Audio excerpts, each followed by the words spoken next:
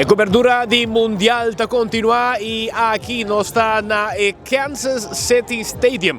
Esse é o nome durante as seguintes 5 semanas de World Cup 2026, pero su nome mesmo está Arrowwood Stadium.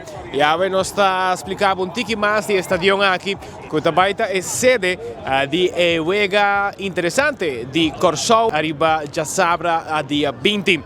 Trata aqui de um estádio com capacidade de aproximadamente 76.000 pessoas, pero a conhecer vários cambios para assim por adaptar para o juego de futebol, mirando que aqui também está um estádio normal de futebol americano. Trata aqui de casa de Kansas City Chiefs, que está jogando o juego de futebol americano aqui não, e agora que pode ser a adaptação para por a fet feld de futebol. Cancha, Mr. Awardo, assim mais ancho, para aqui por cumprir com a regra de FIFA. Dia cambio na principal que a tomar lugar aqui no estádio de Kansas City, também está mesmo com o caso que o estádio de Houston, onde aqui está a erva, aunque aqui capa não está usando erva natural, toch não está cumprir com a especificação de FIFA e a decidir de pôr erva natural novo para assim o vegan por tomar lugar.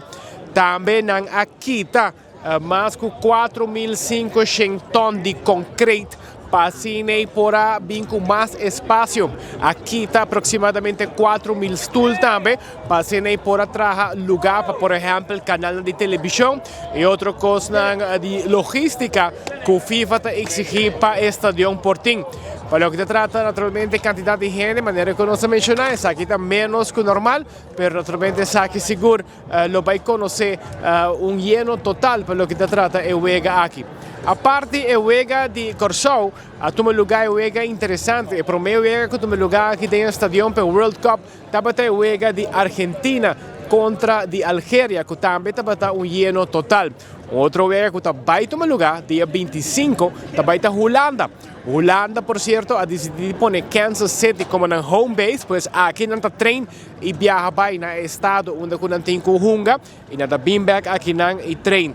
Por exemplo, Corso a tomar Boca Raton como na home base, Holanda a tomar Kansas City, pero não está junga aqui também dia 25.